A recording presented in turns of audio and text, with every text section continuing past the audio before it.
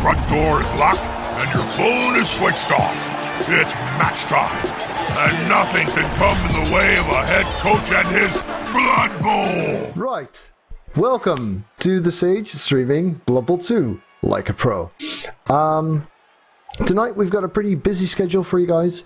In a moment, I'm going to be looking at a replay for Draysen, who has hired me essentially to do some teaching stuff. So that should be interesting. So hi, Draysen. Hello. Thank you for joining me in my my very professional intro there. It's my pleasure. So, Draysen is a new patron, and in addition, he's asked me to help him with some learning stuff. So, do you want to tell us something to introduce your team or the match that we're going to be looking at? I'm going to switch over to Blood Bowl 2 so we can look at the team as well. Sure. So this was a game I played last night. You asked me to find one that sort of defined the problems that I'm having with Blood Bowl. And Absolutely. At the moment, that tends to be agile teams. In this case, one of the more agile, the Wood Elves. So this guy, I found out after the fact, is currently rank 3 on the champion ladder. All right, good for him. And it's about a 1900 Wood Elf team. Yeah. My team is about a 1500 Chaos team because I had multiple cock-ups, which hopefully we can smooth over. One of which was that I had about 200k sitting in the bank, and I sort of logged off, and I thought, yeah, I'll spend that later, and I totally forgot to spend it. So I've done that one. Yeah, I know the feeling. Yeah. So I was sitting there with more inducement money than necessary. Thus, I have 2 bribes, 1 wizard, and a babe, I think. Okay. Yeah. So. Yep. First off, for your team, at this team value, to struggle against Wood Elves is normal. For your team to struggle playing a couple 100k up is also normal, because your Chaos Squad really hasn't reached its prime yet. No. And this is especially true if you're playing against teams with lots of dodge, because you have 0 tackle. So looking at this matchup on paper, I would give you piss poor odds already. Right, okay. Even ignoring the coaching level on both of you, just the fact that you're playing as Chaos with no tackle, and he's playing as Wood Elves, which can beat teams on the best of days. Yeah, it's not that surprising.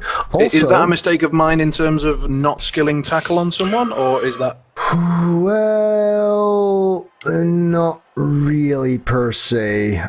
So what you've got is, it's a skewed matchup, right? Your team value is, what was it, 16, and his is 19. It's 15, 14 or 15 versus 19. Yeah. So that means that those kinds of TV differences are killer usually. Also, you're looking at 13 players on your squad. I think I would be sitting at 12 if I were coaching that team. With a DP? Yes, even with a dirty player. Yeah, probably. Okay. And the thing is, you've got 3 stat ups on your team and a dodge. And while stat ups are great, and I would never have turned down the strength, I would not want a second plus movement unless most of my players are very, very well developed already. Interesting. I asked about that in the channel, and people seem to think the movement was a definite take. So I went with the hive mind. Yeah, I like 1 movement on Chaos, and if you've already got a good sacker or a good killer, and you've taken the skills that you really want on him, it's kind of good. But at the moment, you've got 2 guys who could become a carrier, so your dodge guy and your movement guy, and I guess your strength guy could as well. But none of them are there yet, so I assume you're facing strip ball here. You're not facing strip ball. I am. On the left. Oh, it's a catcher. That's why I missed. I was looking for the dancers. Yeah. So you've got one of the worst matchups in the game. Your Chaos aren't mature enough to face a good team. You don't have tackle against all the dodge that you're facing, although it's only 6 of them, I think. And you don't have sure hands to counter the strip ball. So I'd say getting a tie here is already quite something. I would say that, as I said, that was more fortunate than good. All right. I'm going to go ahead and hit play here. Okay. So he's doing his setup on my screen right now. Okay, I'll skip ahead a bit. He's also a viewer, by the way, so he might actually drop by. I didn't tell him anything about it, so I don't know if he's... but if he's a regular viewer, then sure, cool. Yeah, well... He was a very nice he's guy, very nice guy. He agreed to talk to me after the game and gave me some tips. Excellent. Yeah, that's good. You know, I mean, Blood Bowl is really... it is and should be a community sport. And, yeah, people don't always treat it like that, but the ones that do are a lot of fun to play against. Right, so he starts off with a multi-block. So that's another thing. Did you notice he had multi-block before you set up? No, I noticed it immediately after he did. Yeah, okay.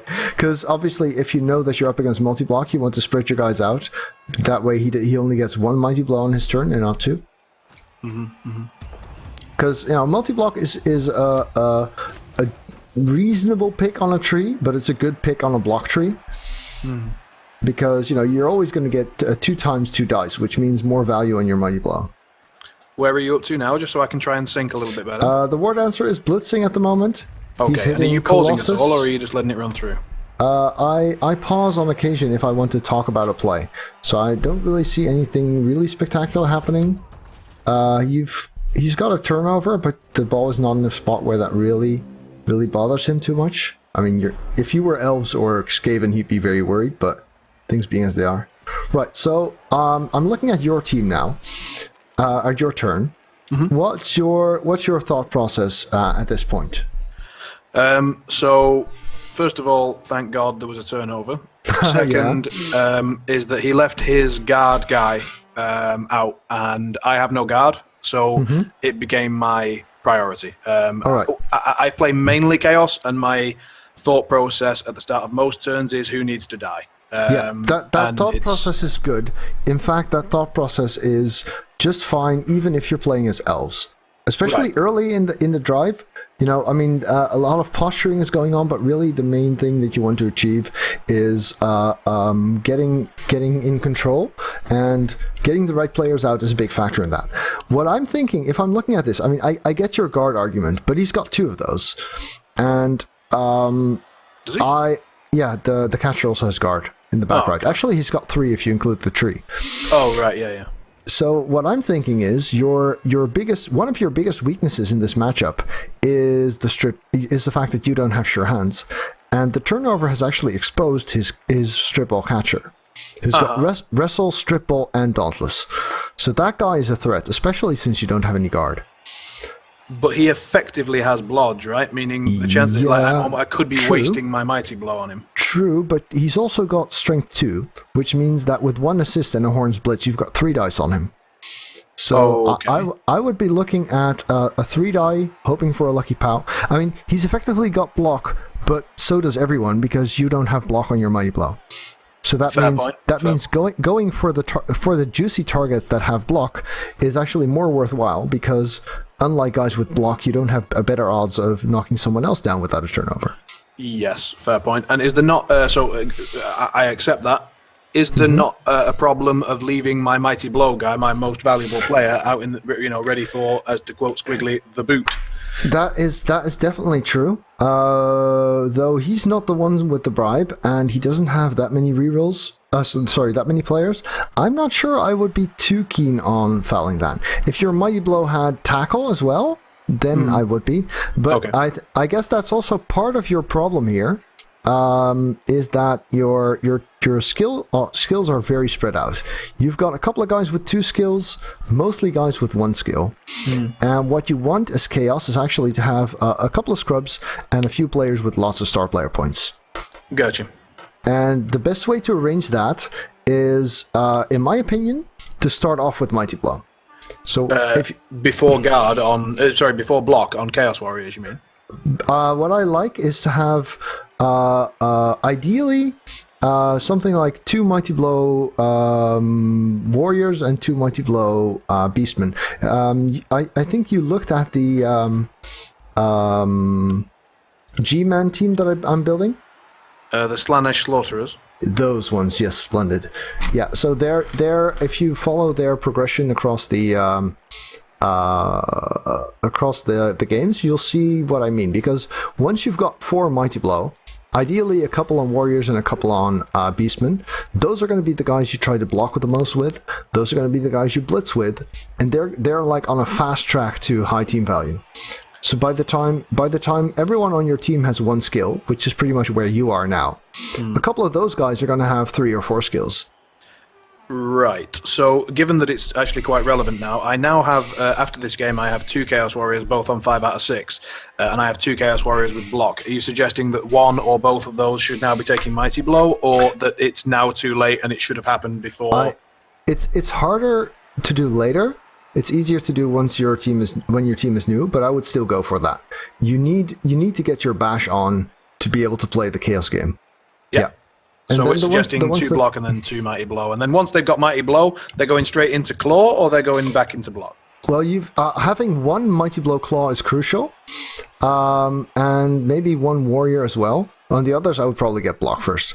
And the 2 that already have block can then go and progress onto guard or something. Yeah, they're going to go block, guard, and then Mighty Blow Claw, I assume. Or maybe Tentacles. So I've hit play, and okay. I see... So what you're doing here is you're making the 2 die, but you wouldn't take it both down here, right? No, I take a reroll. Yeah, that means this guy is more protected from you than the catcher would be, because you only get 2 dice here. See what I mean? Yeah, okay. So the fact that he has wrestle doesn't matter because you don't have block.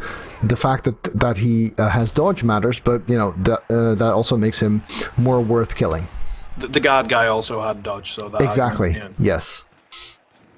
I didn't think about the wrestle block, sort of the fact that it basically meant the same thing. I hadn't considered that. Yeah, so that's you can choose to hit the guys that don't have block and then just take the both down. That works better if you're a warrior than if you're a beastman, because armor. Yeah. And it's best to try and figure out before you play your turn, like, do I want to kill something? Does the thing I want to kill not have block, like a dodge guard guy, for instance? And then, so if I make that block, does both down become appealing? Because if so, you want to make sure that all your positioning is done and all your save blocks are done, so that play is a turnover that doesn't matter. It doesn't bother you. Right, one that you're quite willing to take. Okay. Exactly. Okay. Also, I noticed you didn't field your dirty player. Total mistake. You'll notice that in the second half I do something even more criminal, but I'll let that be a surprise. I'm looking forward to that. I hit play again, by the way. Yeah. So I'm up to the foul. Where are you? I'm seeing you crowding up on him. You just moved next to the dancer. You moved next to the catcher. I see you're leaving your backfield quite open. What I would be doing in your situation is, you've got this guy with movement and wrestle. He is ideal as a safety. Because of his movement, he can reach both sides without going for it by just standing in the center. And his wrestle is good against, blodge carriers. So, Wood Elves are so fast, and you're so far forward that he can afford to move the ball past you and actually start stalling in the backfield. I'm not sure if that's what he's going to be doing, but I would be considering it if I were him. And just keeping one guy with wrestle out the back makes you a lot safer against that. All right. And when we say out the back, where are you placing him? So roughly around where your logo is, maybe 1 or 2 squares forward from there. Sorry, your mic cut out on the very crucial word. Somewhere near the logo. Okay. So 1 or 2 squares in front of the logo lets him reach forward if need be, but also still lets him reach the backfield if need be. Okay. But you are allowing him to get marked, so he can just put one guy there and then you've got to make a 3+, right? If he's deliberately marking you, then... Right, I'm watching the file now. Okay. Yeah, you've got 2 bribes, you said, right? Yep. Yeah, then the file is quite alright. Yeah. But not fielding the dirty player is even more criminal if you have 2 bribes. It made me very, very sad. It's a pretty crucial part of your game plan. Oh yeah, this isn't the first time. Like, the amount of times that I've left my Minotaur in the dugout is just Yeah, so you've mentioned in chat previously that you are an RTS player, Yes. and that you tend to respond too quickly to situations, so you don't take the time that the turn offers you. Yes. I guess that's just a very relatively simple thing to fix, if not very intuitive for you. Is just whenever you're doing your setups or you're doing your turn, just take a moment to think, wait, is this really the best idea? Is this what I need to be doing? Just like take my hand off the mouse or something. I think I need something. Yeah, something physical. like that. Yeah. Something like that is probably good. I do tend to rush. You'll probably see it a few times. Well, I don't. So the pacing of the replay is actually, I think, independent of how long you take doing stuff. It's not far off. Okay. Yeah. So he's not exactly moving past you just yet, but he is getting safe there. Let's see. Your wrestle guy 1, 2, 3, 4, 5, 6, 7, 8, 9. Yeah, not even close. Right. So you are now watching him cage up. Yeah, and he's making a 2-die with the tree, and thereby freeing up your... Hey, so this is the first time I'm seeing the grab fix in action. It used to be that grab didn't let you chain push, I think, or maybe it only didn't let you surf. I don't know. Anyway, so this is a nice play on his part, because his dodge lino was looking at a 3+ to get out, and now it's only a 2+ because of this chain push. Yeah, it's nice. Yeah, so what you see is that he's not only caging up in a very safe formation, but he's also already screening off the part of the pitch where he's planning to go next turn. Do you see what I mean? Yeah, I see it. So if you let him do that by, for instance, focusing on where the ball is now, then you're already giving him that space, because you're not stopping him from moving the ball there, but you can stop it from being safe where he wants it to go. Mm-hmm. So if I'm seeing this, I think you want to disrupt the part where he's planning to be next turn. Okay, so carry on, and you'll see. All right, it's on play. So another thing that you... Oh, yeah, that's a good point. Fireball. It's not a bad one, because he's got quite a bunch... Wow, it's a very good one, even. Yeah. So the Dancer doesn't have sidestep. So I guess you probably want to blitz the Dancer with your wrestle guy, although he's also the fastest, closest guy. I didn't... can we pause for a sec? Because this is... I paused, yes. Okay. So, this is where I have problems. So, you say we want to blitz the Dancer, and when you say we want to blitz the Dancer, you mean... The one that doesn't have sidestep. The one that's close to the ball, yeah. Indeed. And you want to... At what point do you want to blitz him? As the very last action of the turn, or... I would probably start out with that. Although the chances of a turnover, and then he just picks it up and it's all his. Like, well, it's a turnover on double skulls, right? Because you're using the wrestle guy. But what you could easily do is, for instance, move that Chaos Warrior next to the ball, between the ball and the Dancer, for instance. That would be a good spot, because you've got a tackle zone on the ball. You could move the Prone Warrior next to the other Dancer or somewhere along those lines. But what you definitely want to do, if you're going for the pickup, what you want to do here is probably foul that Wrestle Strip Ball guy. Because if you make the pickup, he's your biggest problem. Yeah. I try to foul him later, and then I end up getting a turnover before I can do it. All right. So I see that you're not blitzing with the wrestle. Does that mean you're not blitzing the Dancer? I think I am. I cannot remember exactly. Right. Oh, I think I remember. Maybe I blitz the tree with the Mighty Blow Claw to try and get him out of the game. That's the Claw Greed, huh? So you make the foul on Strip Ball guy, I guess? No, you foul the guard guy. All right. So send off, bribe. Yeah. Was that one bribe or two? Two. Oh, that sucks. Yeah, so this is something that, often when people say, well, the Treeman is no good versus Chaos because Claw, your response is what makes the tree worth it versus Chaos. Because he's got 3 of your guys, and you're feeding him a 4th, basically. I mean, you're getting him down. You might even kill it. I don't know. But the fact that he's using your blitz action... you're freeing up a bunch of guys, so it's not that bad. That's why I did it. That's why I felt I should do it. a lot of chaos coaches when they see a treeman, they'll go, "Wow, that's such good value on my claw," and it's tempting because the claw mighty blow makes the tree as easy to kill as anyone else, but he's still strength 6, and you're focusing on it is going to distract you from playing against the elves, which is kind of what it's for anyway. Let me know when you get to the end of my turn. Right, yeah, I just hit play again. You're moving your strength guy next to the dancer. So I see that you've moved in such a way that you're actually complicating your own pickup. The square you chose to foul from, aside from the fact that you fouled someone else than I would have. You would have fouled the strip ball guy. I would have fouled the strip ball guy before trying to pick up because you had 2 bribes. My reasoning was that the guard guy can just stand back up and he immediately gives plus dice on all those squares around the ball which I wanted to control. True, but so I figured he was like an immediate problem. Right, but you're trying to control when there's an agility 5 guy with movement 8 and leap and stuff. There's 2 agility 5 guys, sadly. Is there?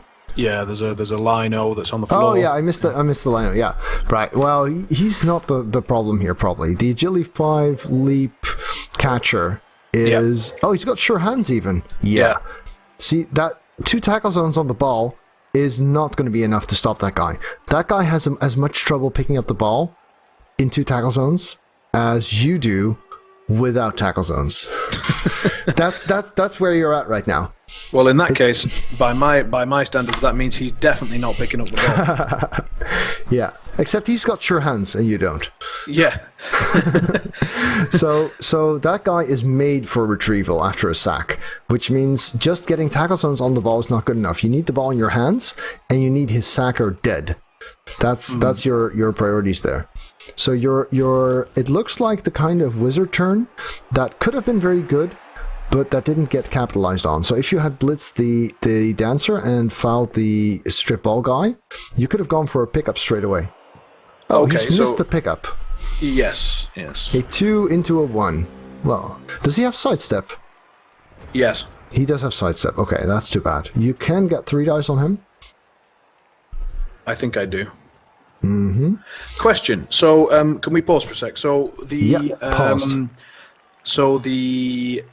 turn that you suggested, namely the fireball. First of all, did we agree with the fireball? Yeah, I think. To be honest, I forgot about the wizard. I do that as well. But I think the fireball was good because his defense was relatively spread out. Right? Yeah. Or actually his offense, I should say. So he had a couple of guys in the area all the way to my left, your left as well, I guess. Yep. And so I think the fireball was good. The result of the fireball was good as well. But your positioning afterwards and your decision not to pick up is not something I would have supported. Right, and my question then moves on to, so we're happy with the fireball, and it was on like high. I was hoping for an injury as well because they were really high-profile targets, those guys. But the problem then is that my choice was to blitz the tree mainly to put him down and free up 3 other guys. That allowed me to have a bunch of guys that now controlled that space. If we go with the blitzing the dancer idea, then yeah, okay, maybe he's down. But I've now got 3 guys tied up with the tree. You still prefer that scenario? Yes, although ideally you don't get that many guys tied up by the tree in the first place. Yeah, but true, I guess that goes back to turn 1. Setup, yeah. Well, not just setup, but your response to his turnover, because your idea was to swarm him and get a foul in. The foul had a good result, but it wasn't actually that great a foul because you didn't get that many assists. You do know that foul assists only work if the guy assisting is not in a tackle zone, right? Yes. Okay, because it looked like you were trying to do a gang foul with guys that didn't assist. So it was just a bad position. I'd already sort of got this position and it was out of position. Yeah.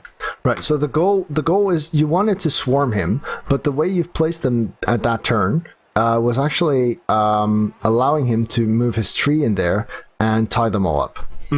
So I don't mind trying to knock down the tree there, but I wouldn't have spent my blitz action on it.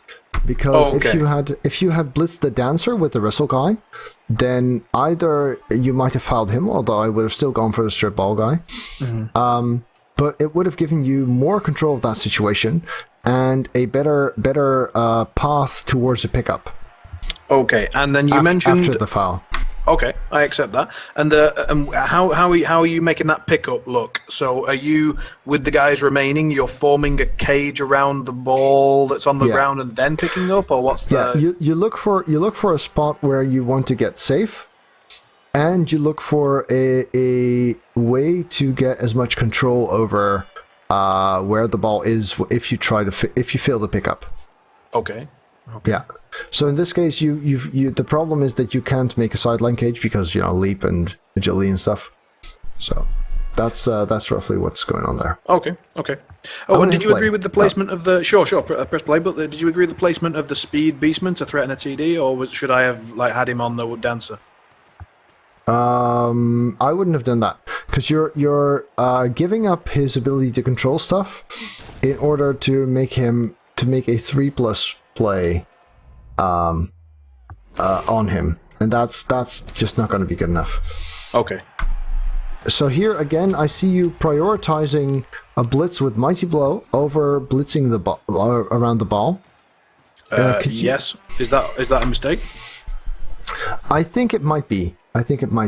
Because the catcher there has Bludge Step, which means removing him from the ball is going to be a challenge, right? Mm-hmm. You have a wrestler and you have a warrior with 3 dice, but you don't know if those are going to work yet. I would try to remove that catcher first. If that works, if you roll a lucky POW early on, then fine.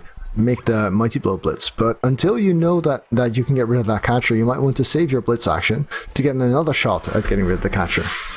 Okay, yeah, okay, yep.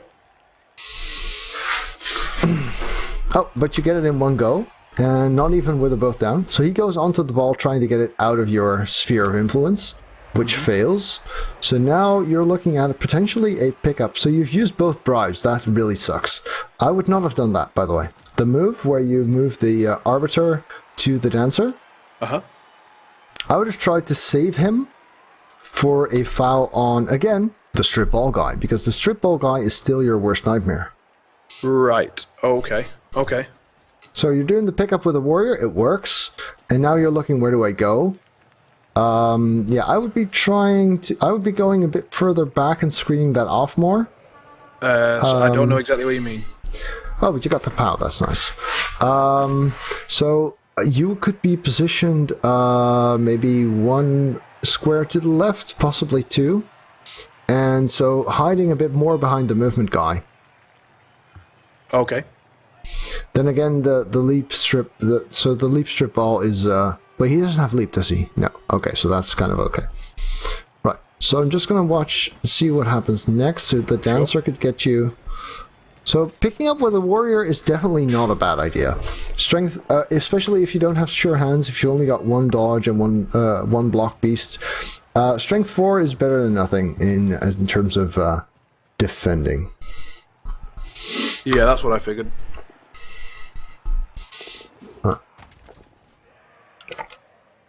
So yeah, like you said, the guard guy could be a problem. So now he's got a 1 die, and it's a knockdown because no block. Yeah. All right. Yeah, that happens. I mean, Wood Elves do this, right? You're playing a team with no guard and no sure hands. Wood Elves are going to get 1 die on the ball and screw you over that way. Sadly. Well, I'm watching him fail 2+ dodge here. Yep. But after that, the failing is over, I guess.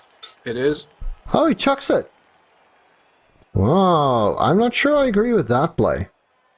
Actually, I'm sure I don't. What that would was you a deliberate, accurate pass into the... Yeah, no. What would I have done in his place? I would have, even wasting the reroll, I would have probably put the ball on Dancer. You mean the dancer close to his touchdown zone? Yeah. So normally the dancer Mocha Akashima would be good, except you've got wrestle really close to him. Yeah. And wrestle is as good as tackle for knocking down the guy, although not for killing him. So in that case, probably Mahtalatel guy. Yeah, okay. Dancing near the tree, yeah. Yeah, he's got Blood Step, which makes him relatively safe. Your wrestle actually has a shot at him too. 1, 2, 3, 6, 7. Yeah. So I assume he'd already moved. And if he threw that, he'd have to take an intercept risk, right? A dodge, a throw, an intercept, a catch. Yeah. Well, the thing is, he's giving you the potential for a lot of control still. I mean, you've got 1, 2, 3, 4, 5, 6, 7. You could get a pickup and get really close to there, with not too many dice. So, wait, let me go back. So where are you now? Sorry. I'm trying to see why you're blitzing where you're blitzing. So I'm looking. He just threw the ball on my screen, so you're ahead of me now. Okay. Yeah, I watched you blitz and roll pow on a dodge guy. Okay. Yeah, I've caught up. Yeah, and you're pushing the agility and failing the pickup. Oh, and that's a double fail. Yeah, this is, I guess, I mean, this is obviously the situation that's ideal for him. I'm trying to see what I would do differently. So, it seems in hindsight that this pickup attempt was a mistake, because I should have moved all my other guys first. Except you'd need GFIs for that. Right. Yeah, that's maybe. I hope that's something that I worked out. No, I remember what it was. I remember. So now look where his sidestep, pickup, at G5 leap guy is, and what I wanted to do was foul him. So I knew that if I failed the foul, I had no more bribes. So I went for the pickup first, so that I could then foul. And well, I mean, if you make that pickup, right? Why am I not seeing markings? All right.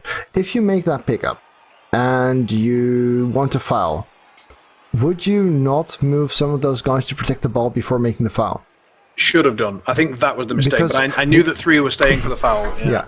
But the guys who are not staying for the foul could have moved in to help with this even before trying the pickup. But with GFIs, right? Because it's 1, 2, 3, 4, 5, 6, 7, 1, 2, 3, 4, 5, 6, 7, 8. Sure, but the GFIs at least don't fail on a 2. Okay. And if you do pick up, you want to make them anyway, because you need to get control over the area, not just having the ball in your hand. Yeah. Okay. All right. So we started a little later than I intended because microphone stuff. No problem. Whenever you need to finish for your league game, just finish. No problem. Well, I think Grumpy is probably relatively flexible too. Huh. Yeah. I guess this works. What he's doing now with this play, I can see that. So he's using the ball carrier as an assist. Oh, not knockdown though. The part I don't like about his play here is that the ball carrier doesn't have blodge. Mm-hmm. When I'm so weak to it, yeah. Well, yeah, exactly. If you needed to hit a blodge guy, you would be pretty desperate by now. Also, I noticed you've got this Chaos Warrior in the back. Is that an oversight? Maybe. Originally, it was intentional when he moved there, and then he was forgotten about for one turn. Yeah. Yeah, I've done that one too. Right. You already see the catcher there that he moved next to the tree. That's a great. I've just seen that now. That's a great dual roll. Thanks, Grumpy. Grumpy's saying there's no rush for us to start. Splendid. Oh, okay, perfect. Thanks, Grumpy. The catcher, right where he is right now, if you manage to steal the ball, that guy can go and take it back, or at least get it out of your hands. Mm-hmm. And if you do not manage to steal the ball, he's in a great spot to catch and reposition the ball, or even catch and run downfield, because your warrior is moving right now. Yeah, so if that catcher catches the ball and moves to your bottom right, that's the drive done, right? Yeah. So that's why I really like where he put him. Mm-hmm. So in your response to that, you do mark him, so that's good. It's only one tackle zone though, so not all that much. And you see that the tree is still doing a splendid job getting in your way. Yep. And even though you've got your claw guy next to him, you're not going to really do all that much. Nope. Right, so this part is the obvious part. Oh, and it failed. Alright. But the next part is tough because he screened this off. So you hitting you hitting that guy is not going to help you quite enough. Yeah, that pickup made sense because he's the only one who could really reach it.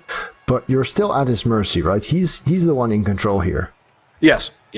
Yeah, and this is how I generally feel against elves. The description you just used, at his mercy, is exactly how I tend to feel. Well, in this case, I mean, you're playing 400k up against a good Wood Elf team with Chaos who don't have tackle. And who only have one mighty blow. I mean, not having tackle at this team value, it's not good, but it's forgivable. But having only one mighty blow, I mean, even if you don't have tackle, even if you don't have block, having 3 or 4 mighty blow is also very helpful against Wood Elves.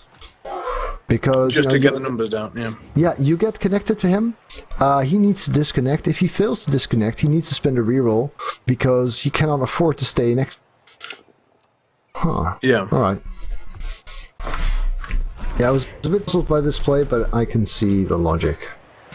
You were puzzled by which play? Sorry. The War Dancer blitz direction. But I guess what he wanted was to make sure that the ball went forward so that he could move it further afterwards. War Dancer is repositioning, and I guess the other dancer is gonna move the ball. Treeman roots, but it's in a fine spot, really. Right. So on my screen, he's just finished screening off on the right side this time. Yeah, the dancer is screening the guard guy with the ball. Yeah. This dodge is puzzling to me. Well, I guess since he's got a reroll still, it doesn't matter. Because he's going to do both of them anyway. So let me know when you get to my turn. Yeah, will do. So yeah, he's finishing off a fairly elegant screen here. It's very wide, which is fine against Chaos because, you know, you're not going to 4+4+3+ through there. Yeah, so in your turn, I mean, this is the situation you don't want to be in, right? You're spread out, he's screened off, you use your wizard, and he's got 9 players, and between 1 and 3 coming back. Yeah. So on average, he's looking at a full squad next half. Yep. And that's definitely the lack of mighty blow, although the wizard was kind of disappointing. Well, not just the... I mean, obviously, Mighty Blow helps a hell of a lot, but I would have expected against Wood Elves, against AV7, just to have a few... You know, my injury rolls were fairly low. I rolled a lot of powers that game, but I didn't get many injuries to go with them. Yeah, it happens. Yeah, it's all right.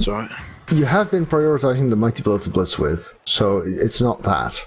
And you have been getting knockdowns. But yeah, the injuries were disappointing.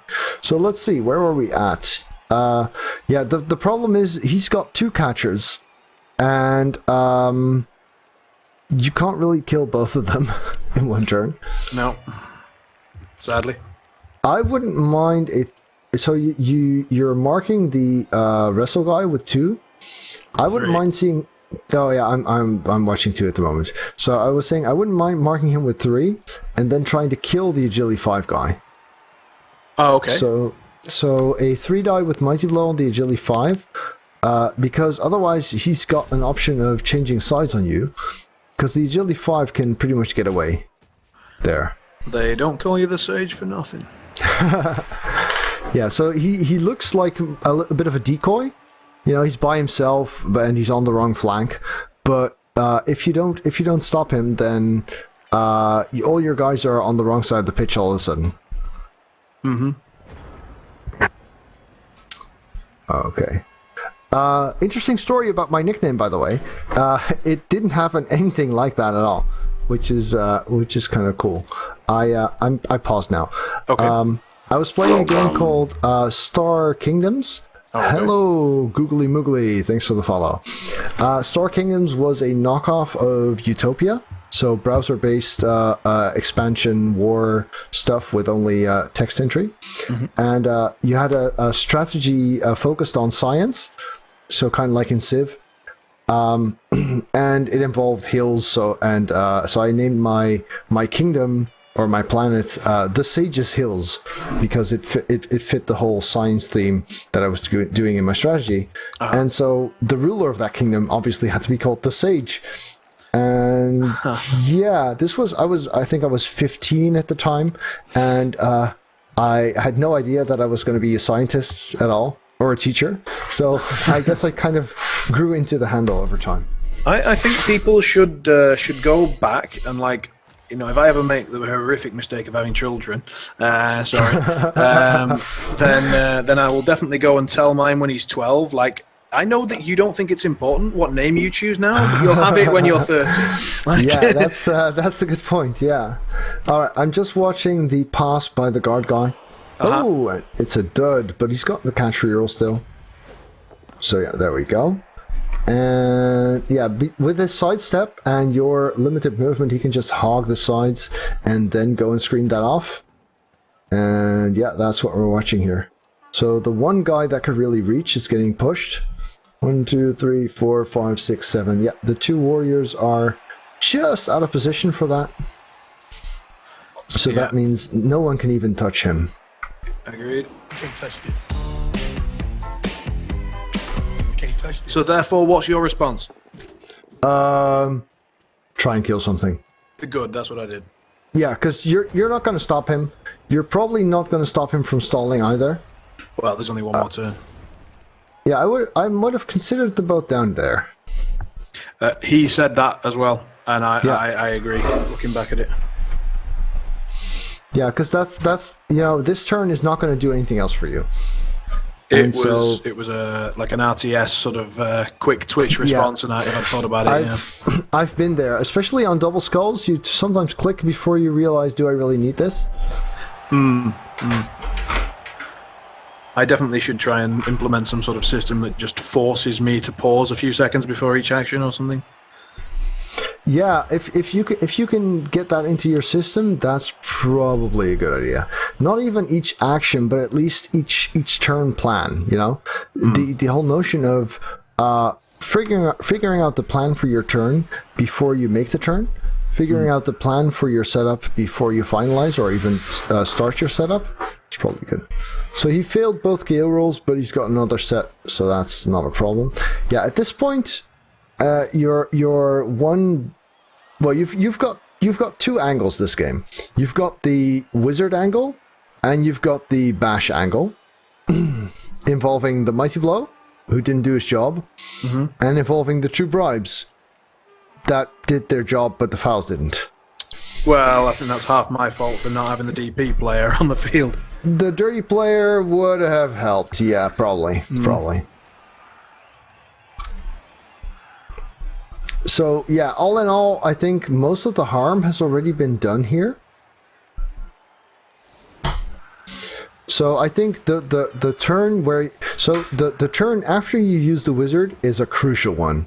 So if you're ever in that situation again, think of this moment and think, oh wait, this is where I need to really play my A game. Okay. Because mistakes on that turn are going to be far more influential. Both your player's mistakes, like rolling back dice, or your own. Yeah. Those are like crunch turns, basically. Yeah, so killing stuff, you block diagonally, very good. You could already be looking at 3 dice there, by the way. Where are you up to, sorry? Maybe not with the mighty blow. Oh, sorry, just your blocks on the LOS for turn 8.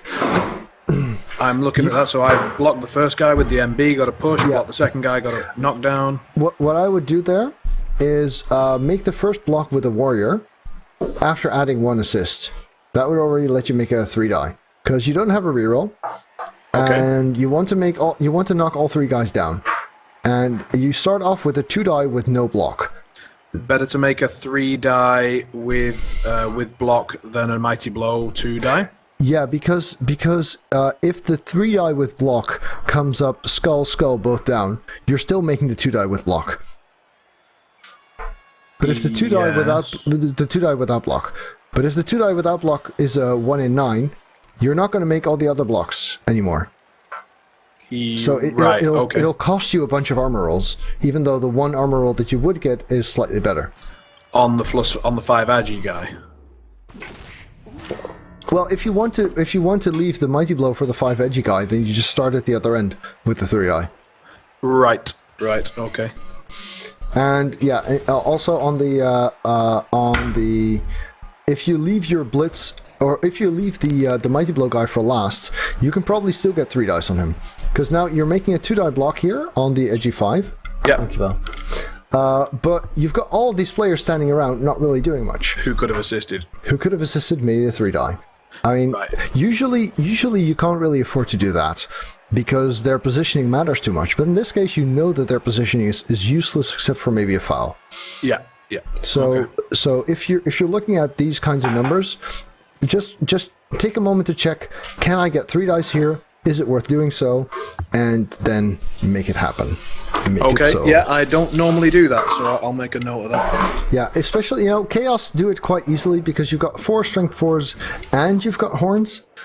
And it can make the difference between, removing 3 guys or none at times. Well, 2 or none. Yeah, actually 3 or none could even be.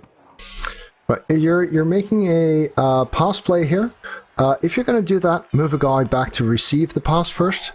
Because now it's a 4+. Yeah. I've done this too. I've seen it done. So in this case, that GFI, by the way, that was a bad one.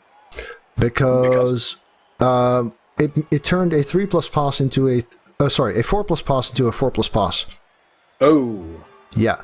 So the range for a quick pass is 3 squares if you're going straight.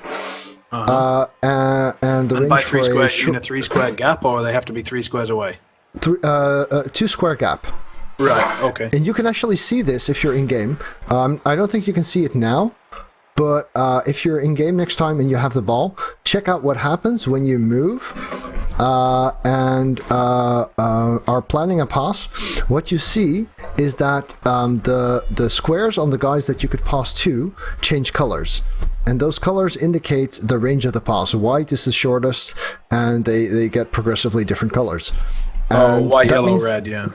That means that as you're planning the potential for the pass, you can already see, would it get shorter if I make 1 GFI? Would it get shorter if I make 2 GFIs? Oh, okay. Which means you don't have to guess. You can actually tell from the client. So if you select, as if you were going to GFI, so if I suggest sort of move him GFI twice forwards and then hover my mouse over the guys, it will show the range. You don't even have to hover your mouse. The little circle under the guys that you could pass to changes for every guy that you could pass to. Okay, and for every GFI that you plan, the circle changes? Based on the theoretical square that you're showing the client that you're considering going to.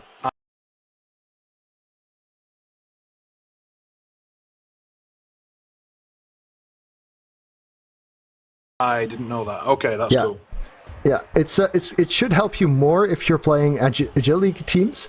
So I can forgive you for not knowing since you're mostly a bash coach. Yeah. But yeah, it can be very helpful because in this case you made a GFI for no reason, and if you had made another, then you would have made the pass from a 4+ into a 3+. No, damn it. All right. So his guard guy stayed out. That's good news. He's got 2 more though, and he's got 11 players. Chaos against Wood Elves, second half, 11 players. Now, just for reference, this is where the criminality occurs. But I would like to state that it is slightly Cyanide's fault because I sure as hell did not put him there. I'm gonna him the warrior. Yeah. You're leaving him out. Oh yeah. Yeah, I've done that. Yeah. So what Cyanide does is it bases your players that are currently on the pitch on whichever players you had on the pitch last time. And in this case, the warrior was knocked out last time, so you made a setup without him. And Cyanide saved the players you selected last time as the players you're most likely to select this time. And thus they all need to die. Well, I mean, they did make this game, and they didn't do a splendid job at it. But we should be grateful they made it in the first place. I guess. I am very, very grateful, as I don't have many people that I can play the tabletop version with. So Yeah, I actually do, but I don't really play tabletop that much. Mostly because of time. The time it takes me to play one tabletop match and travel back and forth is more than the time it takes me to play 3 online matches. Yep. I found it's very, very useful in that regard. Yeah. Also, playing online is now sometimes more of a social thing for me than playing tabletop is. Because when I play tabletop, I talk to my opponent only, basically, even though there's like 6 of us or 8 of us playing. Whereas here I can talk to Monkey G and Squiggy and Diog. So that's different. That's a fair point. So where are you on the? All right, you're doing your setup. I'm pausing way too much. That's all right. Also, there was a really cool post by Squiggy on on the Discord channel. He mentioned that his son I think it was his son, could be his daughter, I suppose. His 3-year-old kid turned on YouTube, and YouTube was still on my channel. So the kid saw my YouTube channel, one of my YouTube videos, and said, "Beardy Man Football," sat down and started watching my video. That was brilliant. I just loved hearing that. Now, well, I think the obvious thing to do here is to name either a player or a team Beardy Man, and I think it needs to be a Chaos team, honestly. Right. So I can't fault you for making that hit. I mean, you kind of have to. Yeah. If you had a Mighty Blow tackle, I would be of a totally different opinion. So really, you should have, because if you have Mighty Blow tackle, then I would be hitting the dodge guy. Block Mighty Blow tackle is something that you really want. The one that you can blitz.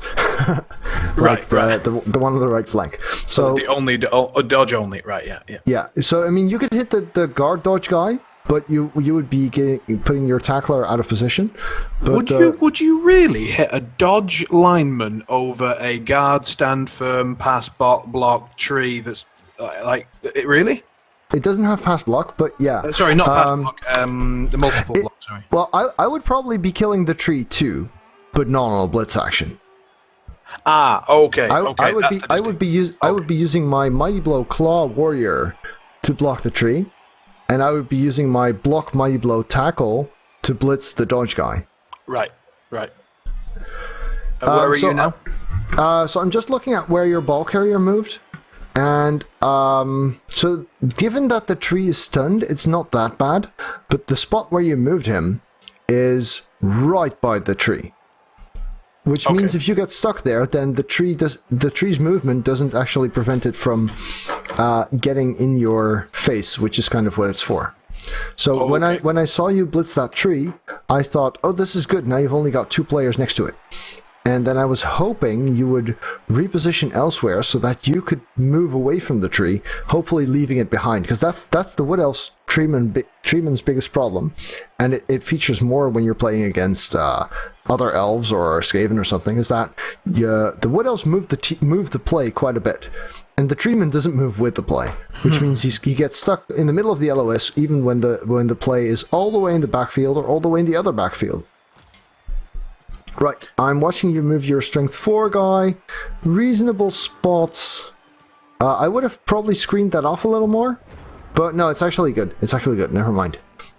Sorry, you're watching the. Okay. I see. His turn 9 just started. His turn 9 just started. Understood. I'll wait for you to catch up. No problem. All right. So he's setting up to block that warrior, but he's not blocking him yet. Oh, there he is. There's the block.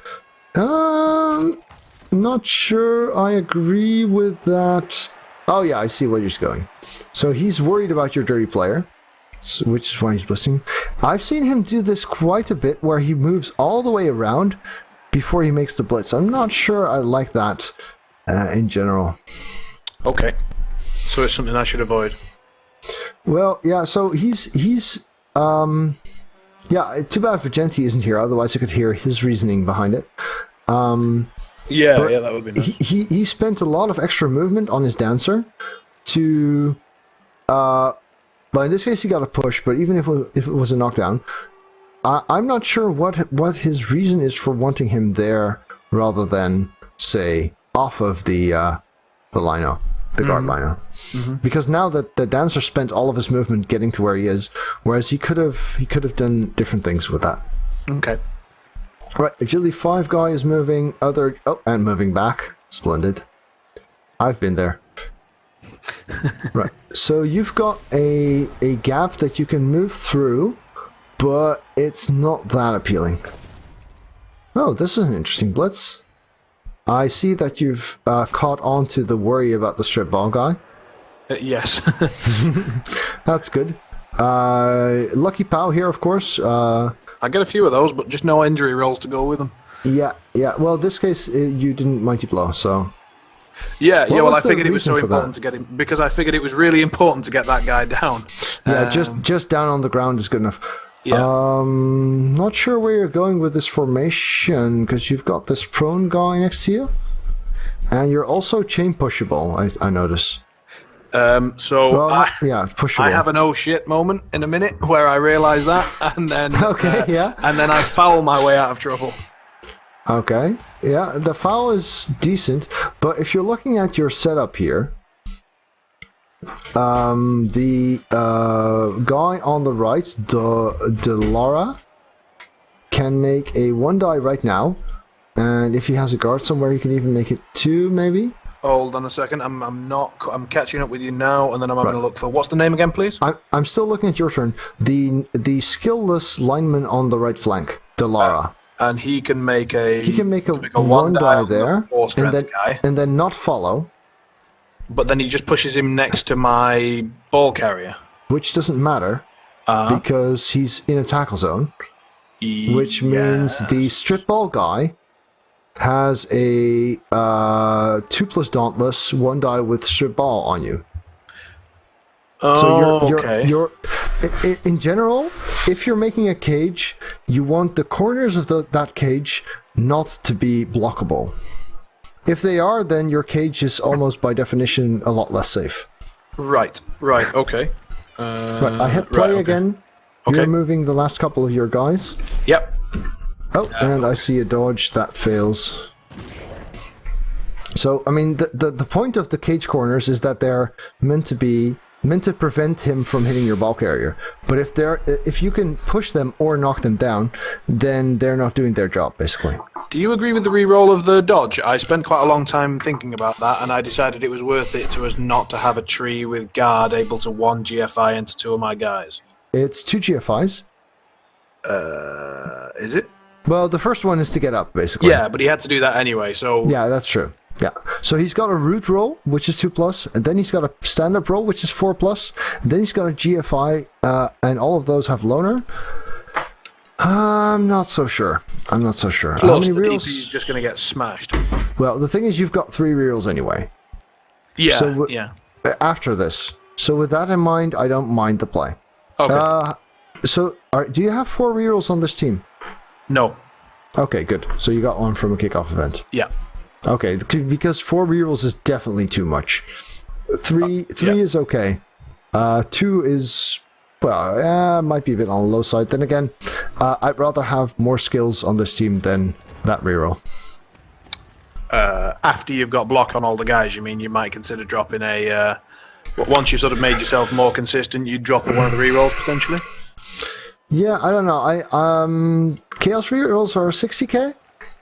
Yeah, well, 120 when you... Yeah, exactly. So, I guess... Yeah, so the guard guy is moving exactly where I said he was. Wait, that's not true. That's not true. He can't get the guard in, of course. But he's making this a 2... Huh! Yeah, that could work. So, I guess he's going for the exact play that I just described. Man, I love being right.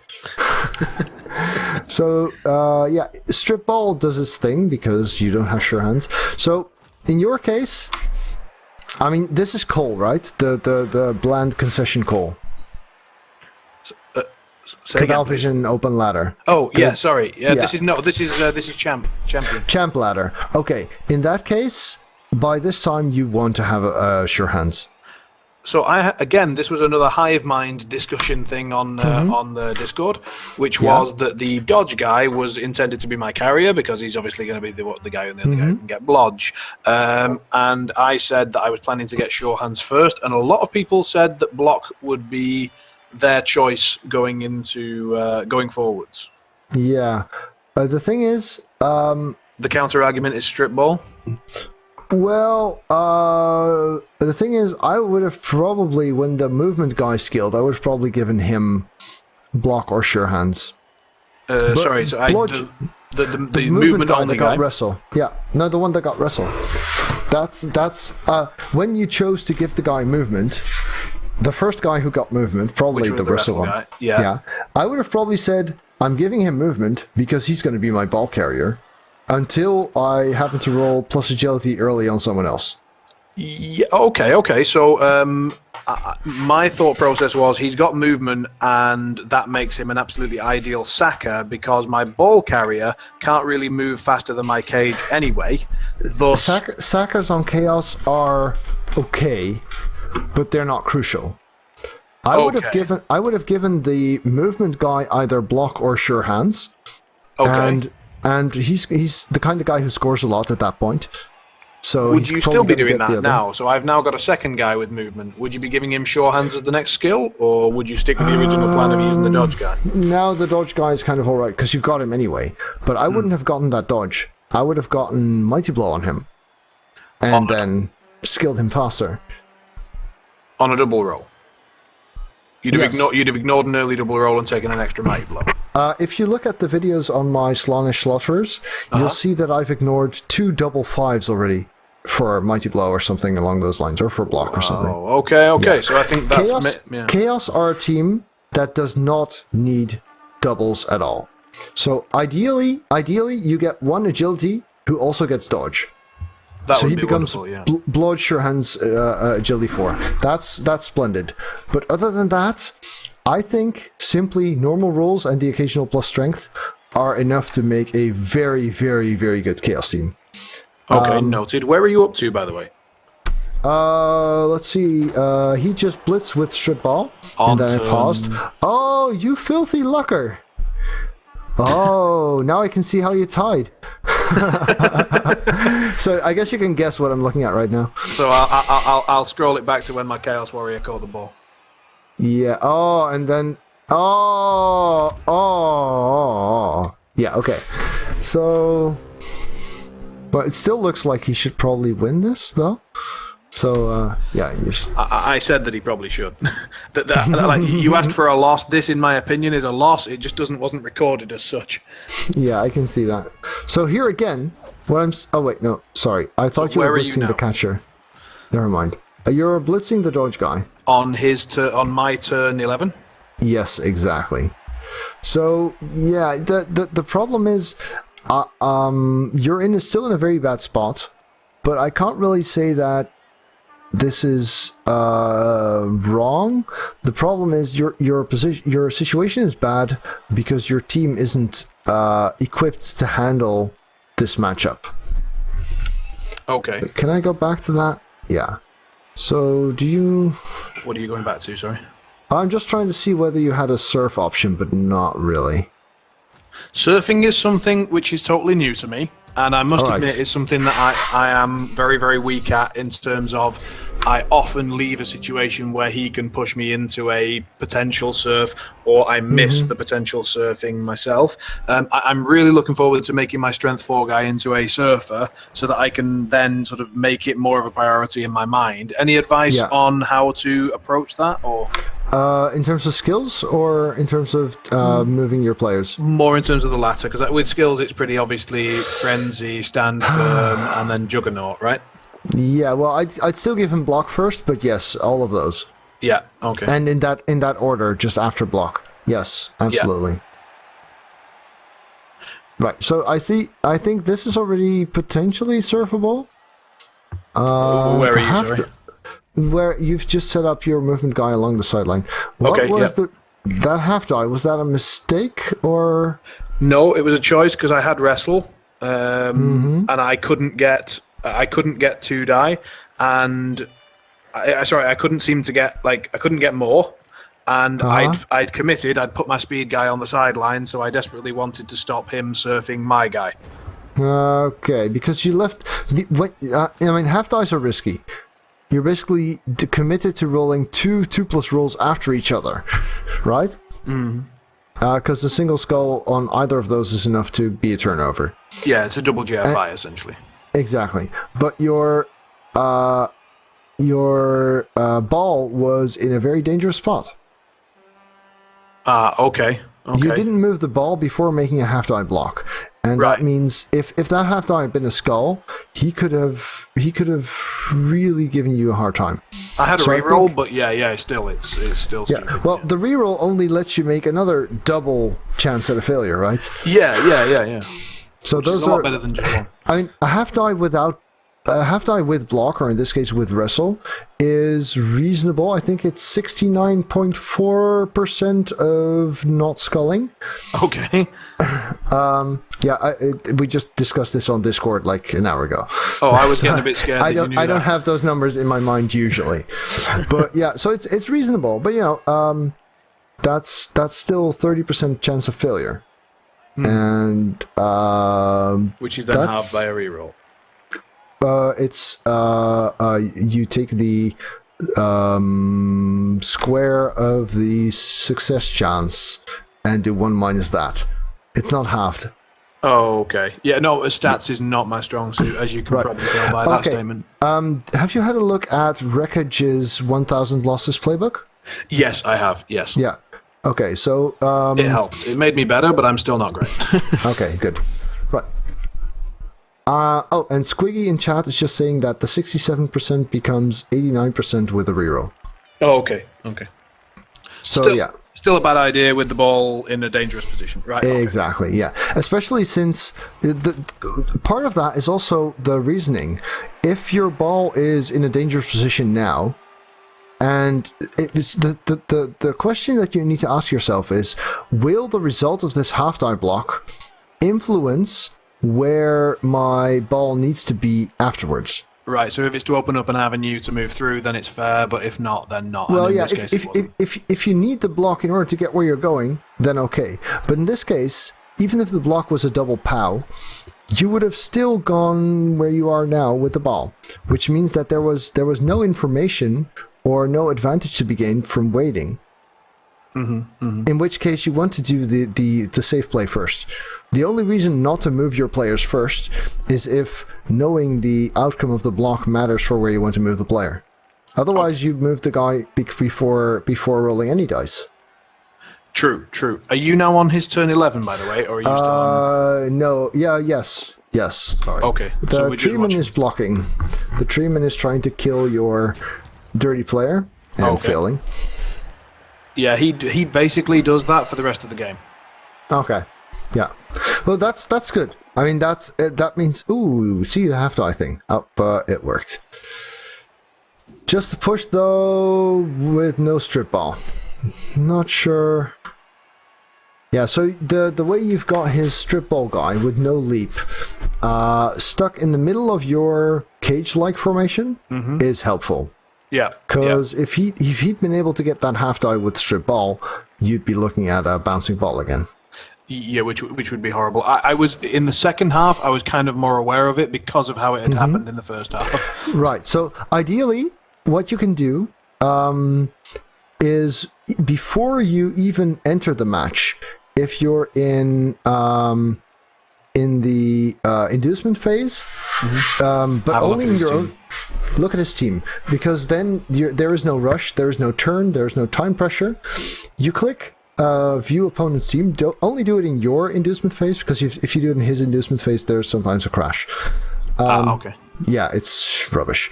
Anyway, so during the inducement phase, you look at his team and you go, okay, what's he got, and what's the threat? Now, in my case, if I'm looking at a Wood Elf team and I'm playing as Chaos with no sure hands, the first thing I do is I try and find the strip ball.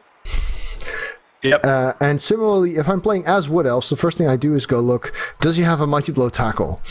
That's the way I look at it. Or I go, how many claw does he have? Because that's wasted team value. You know, so if you're aware of the rock paper scissors dynamic for specific matchups, then you already know what to look for.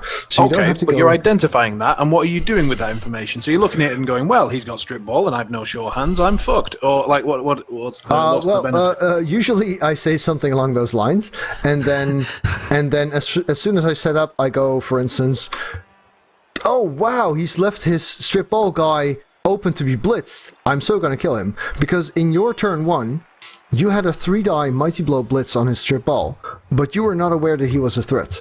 If you had looked at his team, you would have already known he was the biggest threat, and you would have killed him then and there, and that would have helped a bunch. Okay, so maybe it's something I should start doing at the start. Is sort of I've just written it down. Just identify threats, maybe make a note of them, and then just try and kill them if they come up. Right. Prioritizing targets is definitely something that you want to do before you make your turn 1. Okay. Yes. Sometimes on Fumble, where you can mark players, if a guy has some kind of Agility 5 natural one-turner, I just mark kill instead of saying what skills he has. That's basically how I look at those kinds of teams. Very good. Where are you? I'm at the injury. The injury. Sounds like you're ahead of me. Your turn 12 just started. Okay, we get to an injury in a sec. Injuries. Finally. Is it your guy? No, luckily. No, I would be upset if it was if I was getting outnumbered by the Wood Elves. It happens. In fact, did I link you my my wolves that won the Warpstone Open? You have, if you're referring to a Fumble team, you've linked a couple of Fumble teams. I can't remember which one won what. I'm afraid. Sure. Fumble, I'm pretty lost on. No worries. So I have a Wood Elf team on Fumble, which actually went to team value 29-10 on Wood Elves, and those guys actually outnumbered their opponent quite a bit. They had Mighty Blow, piling on, tackle, jump up on a lineman, which was a ton of fun. Ooh, oh, what am I seeing here? I'm seeing an open spot in the back and potentially an open spot in the front. I'm watching the start of his turn 12. Start of his turn 12. Hold on. Yeah, you've gone ahead of me a smidge. 1 sec. Yeah, sure. Yeah. Okay, so his turn 12. And what are we looking at? So, it's only a 3rd die, but at the moment his strip ball catcher has got 1, 2, 3, 4, 5, 6, 7. It has got a 2+ dodge, 2+ GFI hit on your ball carrier. Now it's only 3 red dice, but it's actually 2 GFIs because of the marking. You're suggesting that I should be concerned about a 3 red die? All he has to do is not roll a skull on one of them. Or are both down? No, because he's got wrestle. He has wrestle. He has got wrestle and strip ball, which means if you don't have sure hands, then the only result that doesn't knock the ball out of your hands is a skull. That's how good wrestle strip ball is. That's why this is so much of a threat. I mean, on a war dancer, so on a war dancer, usually they've got block. So if you've got block 2, then a both down is fine, because you're not going to give wrestle to a block guy.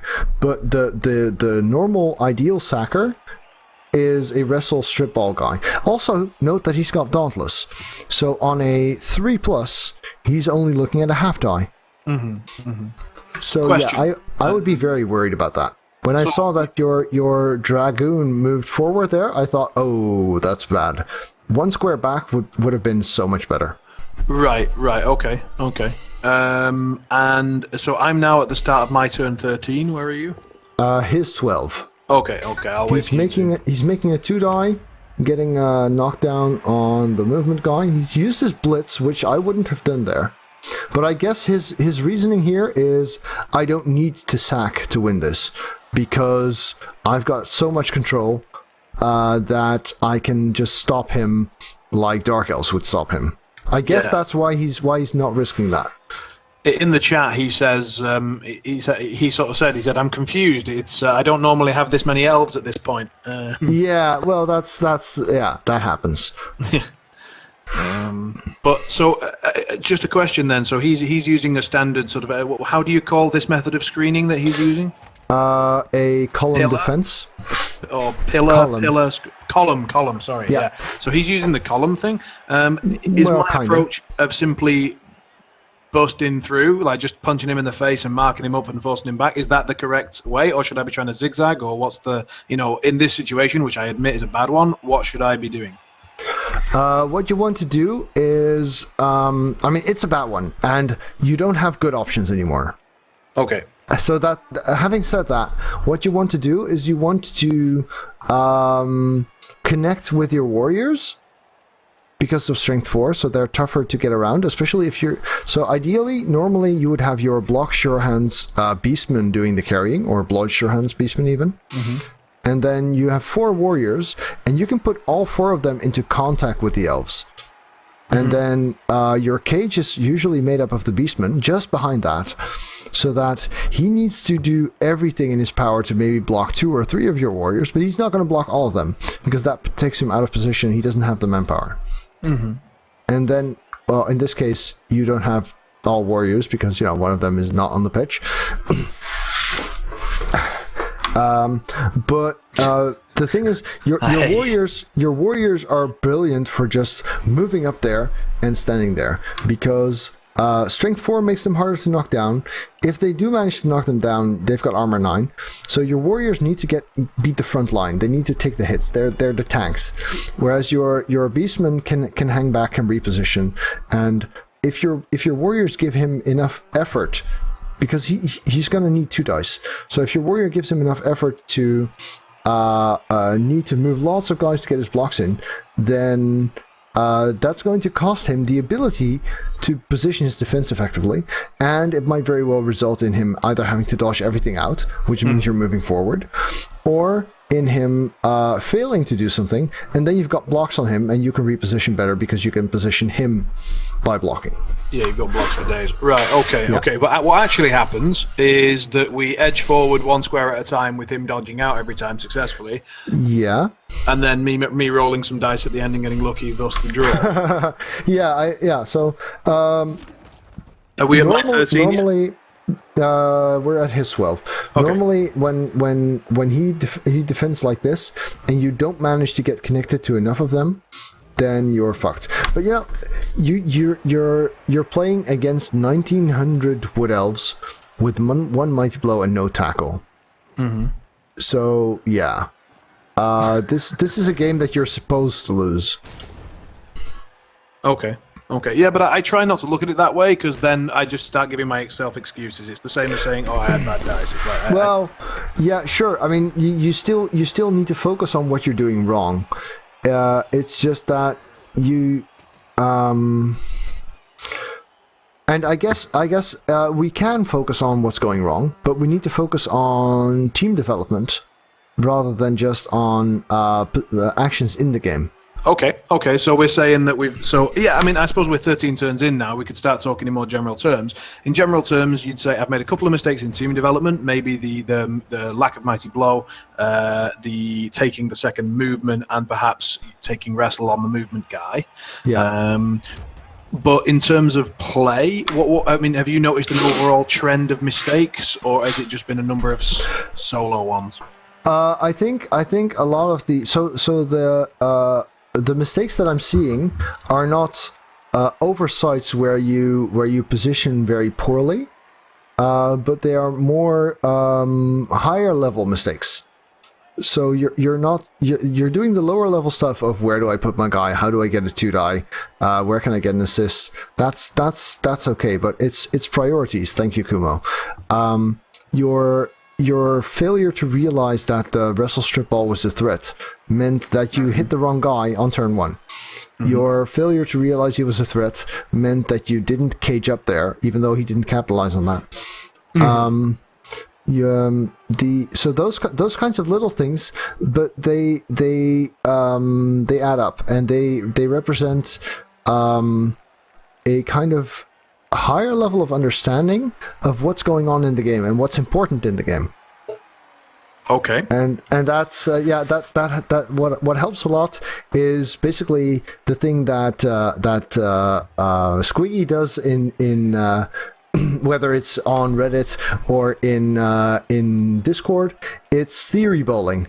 It's the hive mind discussions that we're having. So just continuing to do that will already help a lot, I think. Listen to Squiggy. He's talking sense. Yeah.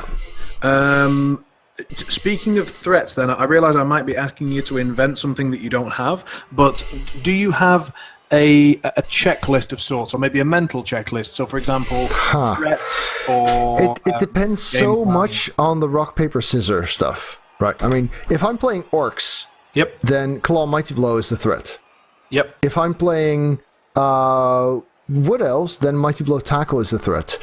If I'm playing No Sure Hands, then Strip Ball is a threat. So it's really, really dependent upon what team I'm playing, what team the opponent is playing. Yes, but I'm trying to sort of go up a level from that. So I'm saying that when you come into a game, or when you come into a turn rather, your thought is what? For example, is it threat, then where is then ball control, then 2 die blocks, then 1 die blocks, then that depends tremendously on the phase that you're in. Because on early turns, I'm much more busy with whom do I kill and how do I do that.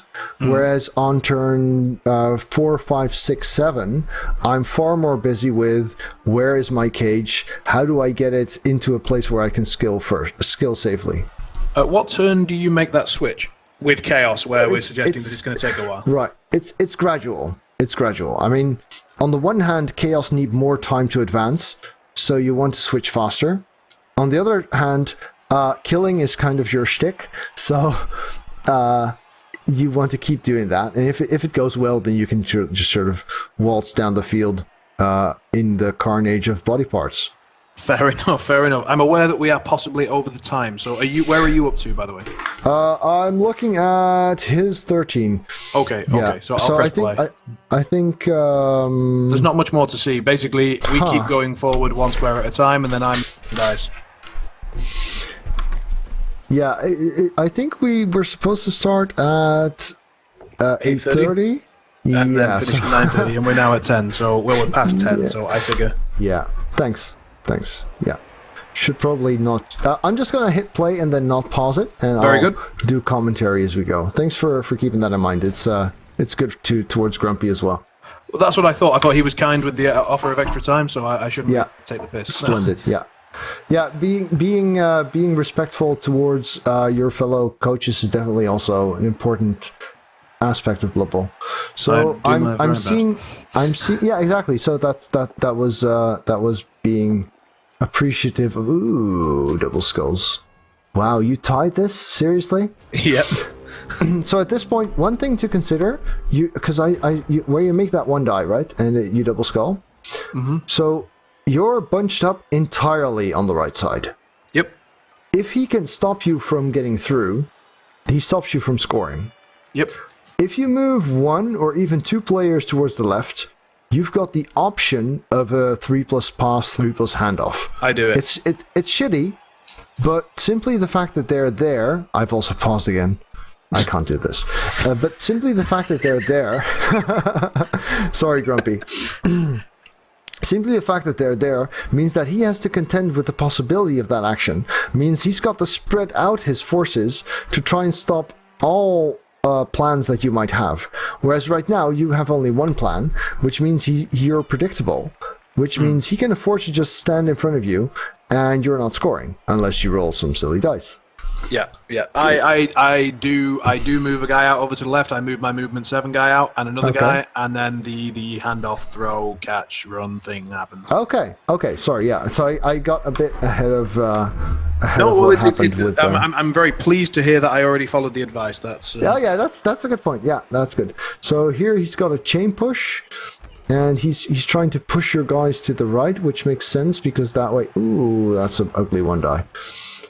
Yeah, he could have prevented what you're about to do, actually. Now that I look at this, because he made this one die with no block.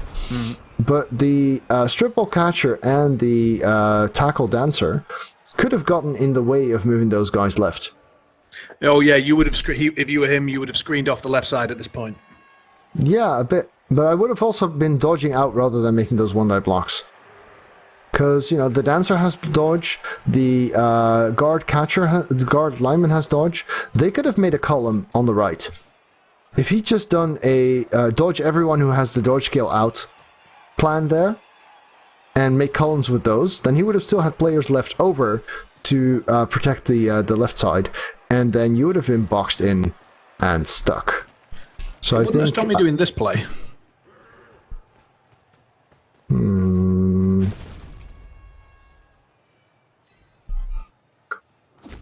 But you're not actually moving guys over to the left, are you? I do later. I do in a moment. I'm looking at his turn 15. Yes, I can see it. It comes up on my turn. Oh, hang on a second. Yeah. I've misremembered this. I really thought I did it. Okay. sorry, I've lied to you. It's a different game where he did that. Okay. Yeah, so in this case, he's got... Yeah, so the fact that he didn't do what I just suggested he would do let you get a couple of squares further, which gave him a bit too little room to comfortably get in your way. Right? So he then makes this column defense again. Yeah. So the problem with this column defense is that the guy in the back is next to the end zone. It costs him forcing you to make one more dodge. Yeah. Because now it's a 4+4+. If they were one square forward, it would be 4, 4, and 3. After you knock a guy out of the field. Where are you now? I see it. Sir. So I'm still looking at his 15 where he's columning up. Okay, I've just reached my 16, so let me know when you... Yeah. So yeah, I can see where this is going. You blitz a guy at the front, and then you make a 4+4+ and you're through. No. No? No. No? Well, wait, he's got this, you've got this claw guy slightly over to the left. 1, 2, 3, 4, 5... No, that's still... 6, wait, 1, 2, 3, 4... Movement guy as well, actually. 2, 3, 4, 5, 6... Oh, yeah, I see it. Yeah. No, that's nice. Huh. That's what I took. Yeah, no, that's way better. You're right. Yeah, so you've got a blitz with the claw guy, and then... I would have done this the other way around, by the way. You'd have done the blitz first? I would have done the blitz with the wrestle guy, because wrestle. Ah, and then the claw guy could have run in. Claw guy. That's... At this point, damage isn't going to do that much for you. I've got to stop doing that. But safety is, yeah. So you didn't misremember. I just named how far to the left you needed to be to get there. Right, yeah, I thought it was something like this, but and then suddenly no one moved, and I was thinking, what the hell? Yeah. All right. So then he makes some nice rolls, and yeah. Well, that was fair enough. So I still think Vigenti could have stopped you there by defending better on his 14, 15? On his 15. Yeah. I thought his biggest mistake, and we spoke about it after the game, but I mean, you let me know what you think, but it seemed to be that he, his last movement, his very last move, so his last move was to put a dodge guard guy next to my ball carrier, who also had another Chaos Warrior, so it was just a 2-die, easy, push him out. And what he should have done was guarded the area that I went through with that to force me to definitely. But yeah, so I think he could have done better earlier. Right. So not to get to that point.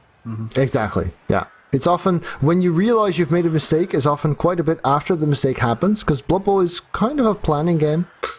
Right. One-turn setups. Yeah. One-turn setups are a thing. So he doesn't have a plus movement catcher, which means he's got movement 8 and sprint, and that means your Is my setup correct, by the way? Yes and no. your setup is correct if your main priority is not getting blitzed. Oh, he's got grab though, isn't he? Yeah. That makes things more complicated. Ooh. He also gets quick snap. Okay, yeah, so you're screwed out of the way. Lucky you then. Yes. For not losing this, because he saved his reroll specifically for the one turn. I did tell you, I was lucky on a number of fronts. Yeah, he's got grab, he's got a quick snap, but he doesn't score. Okay, that's interesting. Yeah, so normally if you're defending against a one turn, you really want to consider, can I prevent him from getting his pushes? Because the way you set up now is what I often do, is when I think he's not going to manage it anyway, he'd not even try, then I do this. Because this way I force him to roll some dice in the backfield, but he's got an agility 5 blitz guy, so agility 5 leap guy, so that's not going to stop him. But what might stop him is positioning your players in such a way that he cannot actually get those pushes in. But with the tree having grab, that all goes out the window again. With the tree having grab and with leap and stuff, that's hard. But it's quite often possible to make it very tough for him to get his pushes in, because especially if you're looking at movement 8, for instance, rather than 8 in sprint, then setting up in the front in such a way that you can block him. I'm not going to get into that now, but we can have a look at it at some later point. Sure. Well, we're playing later tonight, right? So I don't know, maybe. Yeah. Then there are far better anti-one-turn setups. They just risk some players, but in this matchup, that's not going to bother you. Okay, well, I don't know them, so that would be good to know them maybe later on. You can put a link in. Yeah, I can show you some links probably. I don't really have them at hand, and I'm surprisingly bad at anti-one-turn setups, considering how I'm fairly skilled at one-turning in the first place. I saw the bullshit lizard man one. That was yeah, that was fun. I think it involved an extra GFI, an extra push more than I needed. Well, yeah, but that's because you had the quick snap, so... yeah, exactly. Yeah. But the whole demonstrating I could still get the pushes was a big part of the fun there. True, that's fair. So, thank you very much. That's been wonderful. And I guess you will do your game, and I'll watch that, and then we'll maybe jump back on later for the game. Splendid. Yeah. Super. So, thank you as well for hiring me. This is definitely fun. My pleasure. And also, thanks for joining on chat and good banter and stuff. So, I'll talk to you later tonight for our training match. Also my pleasure. Very, very kind. Take care, Sage. All right. See you in a little bit. And I'm just going to watch this failure still. Oh, well, that was it. Oh, wait, that wasn't it. That was the catch from the kick. So he only needs one. Thank you, Squeaky. Please do. He only needs this one. He doesn't even need that push. Does he? Yeah, he needs that push. But he can get another. So he's actually saves himself a GFI. Gets a KO in the process. And then it should be simple. Pickup fails, reroll. Ooh, reroll success, catch with catch skill. At this point he doesn't want to leap. At this point he needs to dodge through because he doesn't have the reroll, I think. 3, 2, 2, or I'm not sure. I need to run some numbers on that. Aww. And yeah, that's the game then. All right. So, that was good. It was long though. If I'm gonna do them this long, yeah, but also more fun than doing them quickly, I guess. Good banter. Right. Alright YouTube, thanks for watching. If you enjoyed this, remember to leave it a thumbs up at the bottom.